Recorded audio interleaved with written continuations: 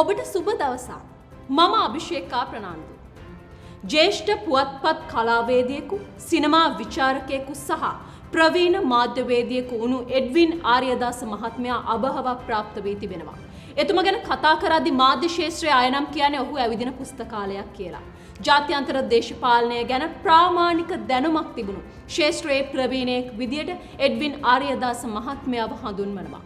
දැන් අපි හැරෙමු දවසේ ප්‍රවෘත්ති දිහාට. ලංකාව මේ වන විට ඉතාමත්ම දැඩි මූල්‍ය අර්බුදයක හිර වෙලා ඉන්නේ. ඒ කියන්නේ අපිට ඩොලර් නැහැ. මේ වෙනකොට අපිට තියෙන්නේ ඩොලර් බිලියන 5.2ක සංචිතයක් විතරයි. අග්නිදිග ආසියාවේ 4 වන විශාලතම බැංකුව වන මේ බැංක් විසින් ලංකාව නිකුත් කළ ණයවර ලිපි හෙවත් LC බාරගෙන නැහැ. ඒ පොහොර ආනයනය කරන්න නිකුත් කරන ලද ණයවර ලිපියක් කියලා තමයි වාර්තා වෙන්නේ. මේකට ප්‍රධාන වශයෙන් බලපාලා තියෙන්නේ ෆිච් මූඩීස් වැනි ණය ශ්‍රේණිගත කිරීමේ ආයතන වලින් ශ්‍රී ලංකාව CCC දක්වා පහත හෙළීම නිසා.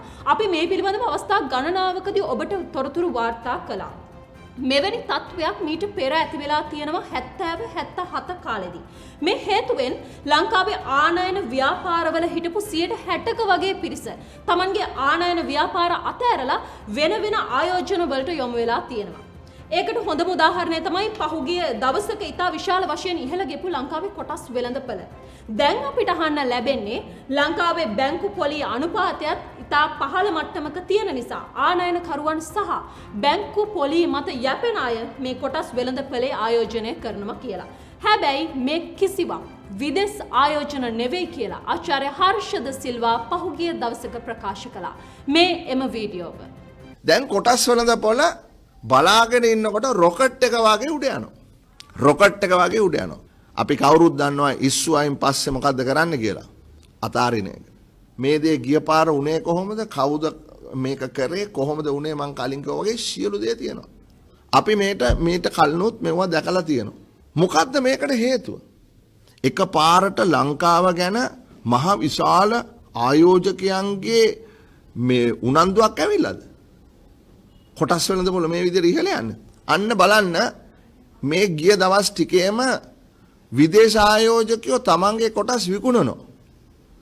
සමහර ආයෝජකයන් විසින් අපි කියනවා සමහර කොටස් උස්සනවා. ඉස්සෙමින් පවතිනවා. අපි කවුරුත් දන්නවා ඉස්සුවයින් පස්සේ මොකද්ද කරන්න කියලා. අතාරින එක. උස්සලා අතාරිනවා කියන එක ගැන අපි කලින් කතා කරලා තියෙනවා පම්ප් ඇන්ඩ් ඩම්ප් කියන එක පිළිබඳව මේ රටේ මිනිස්සු දන්නවා.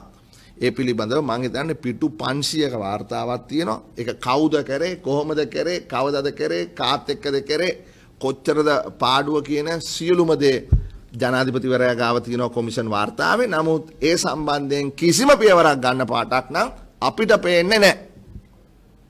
සමහර ඔවුන්ට අවශ්‍ය දේවල් පමණක් ඒ කොමිෂන් වාර්තාවලින් ක්‍රියාත්මක කරනවා. නමුත් ක්‍රියාත්මක කළ යුතු දේවල් මේ නැවතත් මේ හොරකම සිද්ධ වෙන්නයි මේ යන්නේ. තව දවස් කිහිපයකින් සති කිහිපයකින් නැවත මේ දේ වෙනවා. මේ දේ ගිය පාර උනේ කොහොමද? කවුද මේක කරේ? කොහොමද උනේ? මං කලින් කිව්වා වගේ සියලු දේ තියෙනවා. ජනාධිපතිවරයා ගාව තියෙනවා. නමුත් ඒ පිළිබඳව නීතිපතිවරයා හරහා කිසිම ක්‍රියාමාර්ගයක් ගන්නේ නැහැ. ඒත් එක්කම මේ දවස්වල බලාගෙන ඉන්නකොට ඩොලරයට සාපේක්ෂව රුපියලේ අගය බොහොම ඉක්මනින් අඩුවීමක් අපිට දක්නට පුළුවන් වෙනවා. ඒක කොච්චර වේගෙන් සිද්ධ වෙනවද කියනවා නම් දිනකට කීප වතාවක්ම මේ ඩොලරයේ අගය වැඩිවීමක් අපිට දක්නට පුළුවන්.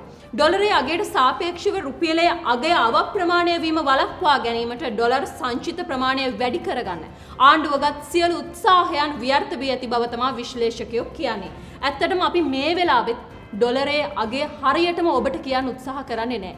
මොකද අපි මේ වැඩසටහන පටිගත කරන වෙලාවට, අපි මේ වැඩසටහන අප්ලෝඩ් කරන වෙලාවට සහ ඔබ මේ වැඩසටහන නරඹන වෙලාවට ඩොලරයේ අගය රුපියල් කීපයකින් ඉහළ ගොස් තිබෙන්න පුළුවන්. මොකද ඒක අපි පහුගිය දින කීපෙම සිදු වෙනවා දැක්කා. ඩොලර් සංචිත වැඩි කරගන්න මහ බැංකුව ඇමරිකානු ඩොලර් මිලියන 200ක සංවර්ධන බැඳුම් කර අලෙවි කිරීම ජනවාරි 15 සිට ආරම්භ කර තිබුණා. ජනවාරි 19 වන විටත් අලෙවි වී තිබුණේ ඩොලර් මිලියන 40ක් පමණයි. ඊට අමතරව මෙතෙක් දේශීය සහ විදේශීය බැංකුවලට පමණක් අලෙවි කළ සංවර්ධන බැඳුම් කර ප්‍රථම වතාවට විදේශීය පුරවැසියන්ට අනේවාසික පුරවැසියන්ට සහ ද්විත්ව පුරවැසියන්ට මිලට ගැනීමට හැකි විදියට සකස් කරලා තියෙනවා.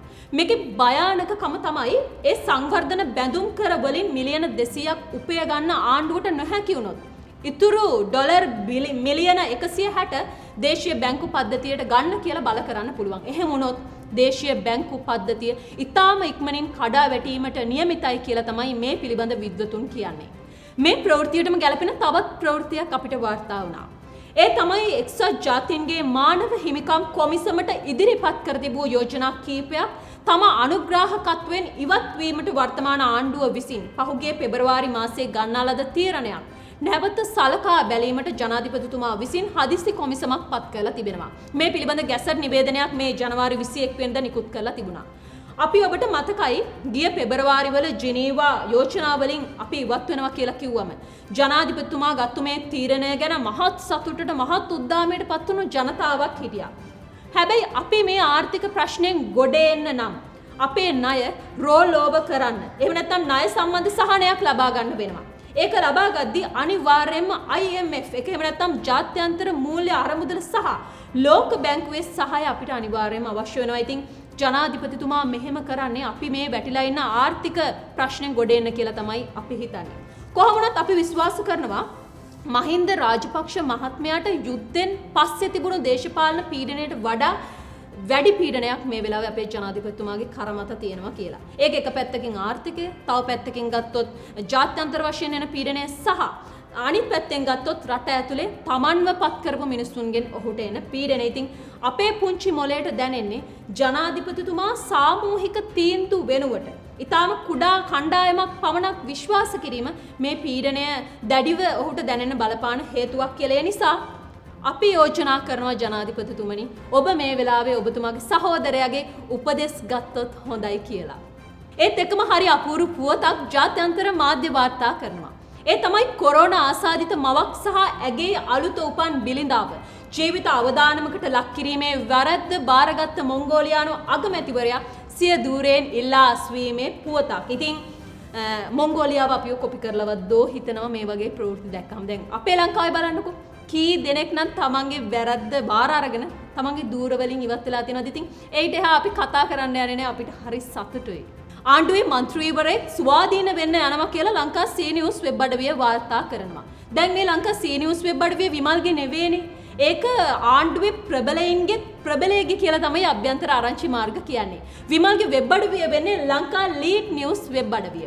කොහොම නමුත් මේ ආණ්ඩුවේ මන්ත්‍රීවරයා ආණ්ඩුවේ ක්‍රියාකලාපය පිළිබඳ කනස්සල්ලෙන් ඉන්න නිසා ස්වාධීන වෙන්න යනවා කියලා තමයි ලංකා සී නිවුස් වෙබ් අඩවිය වැඩිදුරටත් කියා සිටියේ. ඉතින් ඒ නිසා කතාවේ ඇත්තක් නැත්තේමත් නැති වෙන්න පුළුවන්.